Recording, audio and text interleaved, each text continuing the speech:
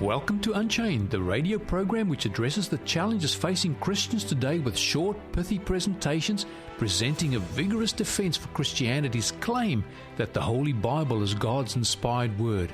This series deconstructs the arguments of evolutionists, anti-theists, atheists, and other enemies of the Holy Bible. Here is your host, Pastor Rod Anderson.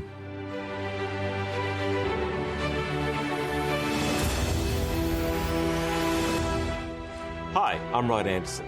Last week, you'll remember we began dealing with a very important, even critical study into one of the most dangerous deceptions to enter Christianity in recent years, and that being the specious belief that the temple in Jerusalem will be rebuilt, the Jews will convert the world.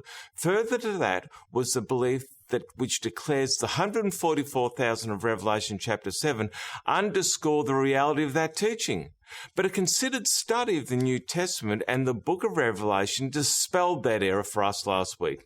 I don't have time to review everything discussed, but just to serve as a refresher, the Apostle Paul identifies Christians as spiritual Israel in the following terms.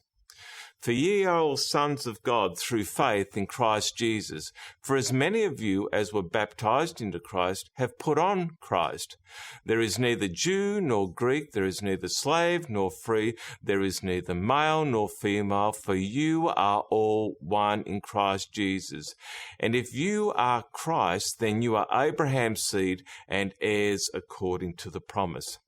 If we are Christ, meaning if we've accepted Jesus Christ as our Lord and Saviour, despite the Jewish rejection of him, then we are Abraham's seed and heirs according to the promise. In other words, because of our relationship with Jesus Christ, we are spiritual Jews and spiritual descendants of Abraham. Last week, as we studied the 12 tribes of Revelation chapter 7, it was quite obvious that the names were different when compared to the original 12 tribes of Israel in Genesis chapter 9. Additionally, Revelation chapter 7 cannot be talking about literal tribes because not even the Israelites today can tell you what tribe they are from. That has been lost and confused through pogroms, dispersions, world wars, resettlement, and time.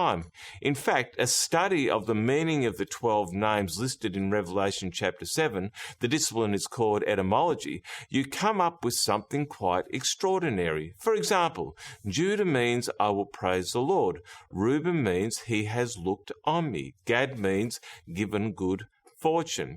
Asher means happy am I. Naphtali means my wrestling. Manasseh means making me to forget. Simeon means God hears me. Levi means join to me. Issachar means purchase me. Zebulun means dwelling. Joseph means will add to me, and Benjamin means son of his right hand. Now, here is the amazing part.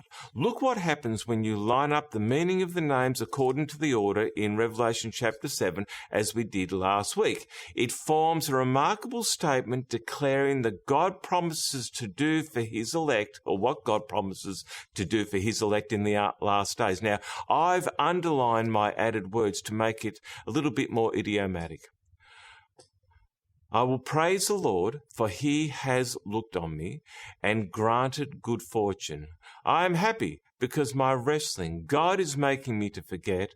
God hears me and is joined to me. He has purchased me a dwelling and will add to me the son of his right hand. These names, presented in the order from Revelation chapter 7, describe a brief story summarizing the church's struggle and victory in Jesus Christ. It seems evident that this is a special message of encouragement for those who are faithful to Christ in the last days during the struggles that we know are going to come. Furthermore, comparing the temperament profiles of each of the 12 tribes reinforces the same truth, that this list is made up of more than just literal tribes. When a person completes a temperament profile, they will find they fall largely into or broadly into one of four groups. You may be familiar with the names. Choleric is defined as a person who is a doer, a leader. A sanguine person is a person who is generally optimistic, even-tempered, confident, rational, popular, and fun-loving. Melancholy is a person who is thoughtful, considerate, and highly creative. Phlegmatic is a person who is calm and unemotional. They are very consistent, relaxed, and observant. But it interests me that specialists in this field identified Simeon, Levi, and Judah as choleric, Naphtali, Joseph, and Reuben as sanguine, Zebulun, Issachar, and Gad as phlegmatic, and Benjamin, Asher, and Manasseh as melancholy. Specialists in this field also recognise there are 12 combinations of the four temperament types, the stronger being identified first, such as choleric sanguine, melancholy choleric, sanguine phlegmatic, phlegmatic melancholy, melancholy sanguine, choleric phlegmatic, and the inverse of these is true. The upshot of all this is the 12 tribes simply identify 12 temperament types of people that will be alive and saved at Christ's second coming. To put it another way, the 144,000 are people from every nation, kindred, tongue, and people who will be alive and saved when Christ returns, as the Apostle Paul says or describes in 1 Thessalonians chapter 4, verse 16. Remember, they're not the sum total of all who will be saved, because the Bible teaches that the righteous dead are also resurrected at the time of Christ's return, as in Matthew chapter 24, 29 to 31, and 1 Thessalonians chapter 4, verses 16 and 17, just to name a couple of passages. But the dispensationalist error espouses the belief that the temple in Jerusalem is to be rebuilt and the Jewish nation of Israel is to take the gospel to the world. But this is at odds with the clear teaching of Scripture. People are being taught to look to the Jews, to pray for Israel. They're being indoctrinated with the hope in the building of the Jerusalem temple. But none of these things will ever happen. Jesus taught that the temple of the Jews had been left desolate of the presence of God because of their rejection of him in Matthew chapter 23, verses 37 to 49.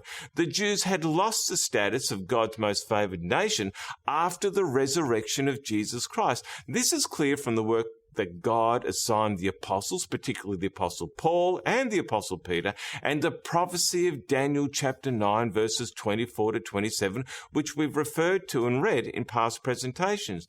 Jesus was the Lamb of God who takes away the sins of the world. His crucifixion marked the end of Jerusalem's temple significance. The Old Testament sacrificial system all pointed to him.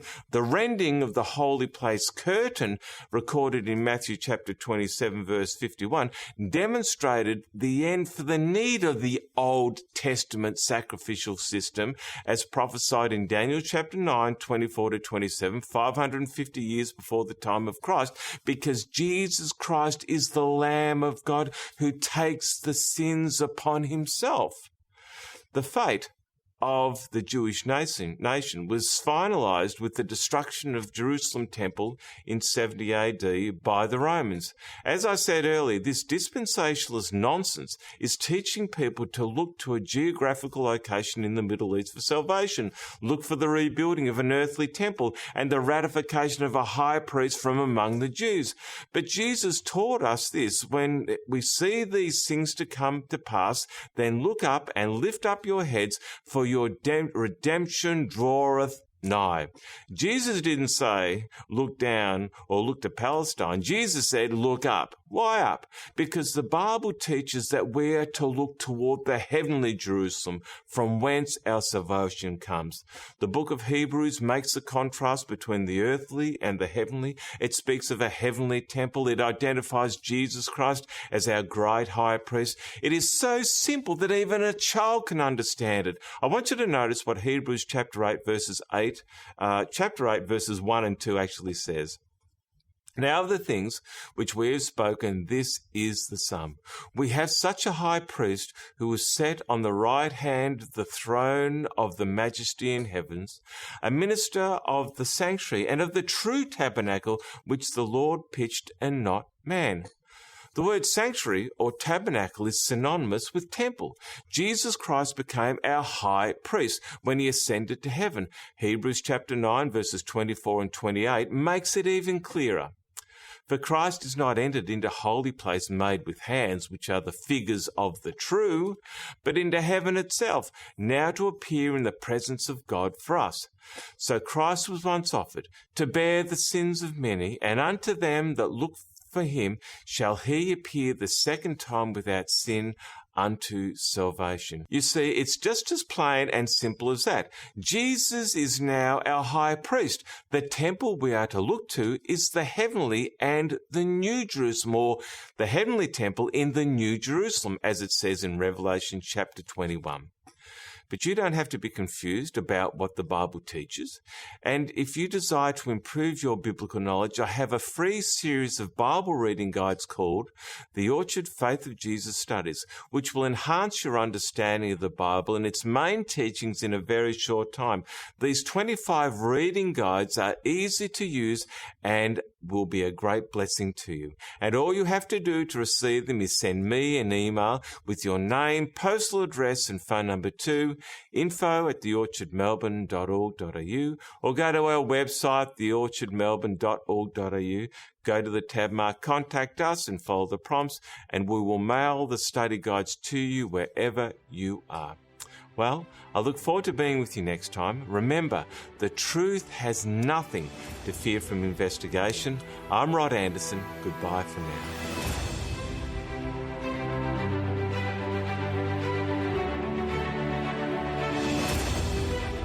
You have been listening to Unchained. We look forward to your company here next time on 3ABN Australia Radio as we continue this series with Pastor Rod Anderson.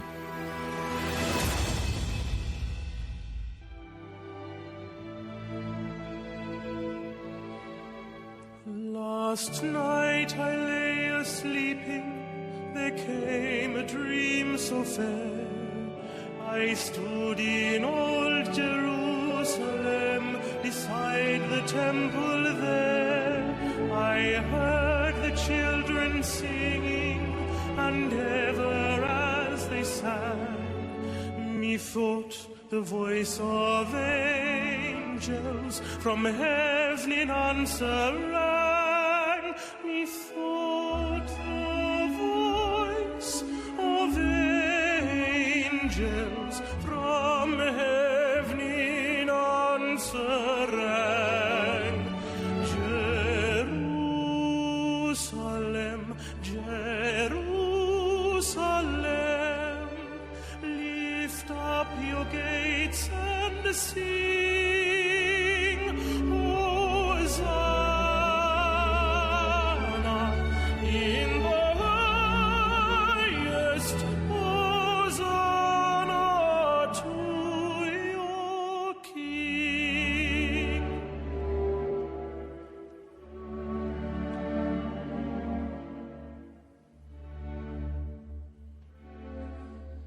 And once again the scene was changed, new earth there seemed to be. I saw the holy city beside the tideless sea. The light of God was on its streets, the gates were open wide, and all who would might enter, and no one was denied. No need of moon or stars by night, or sun to shine by day. It was the new Jerusalem,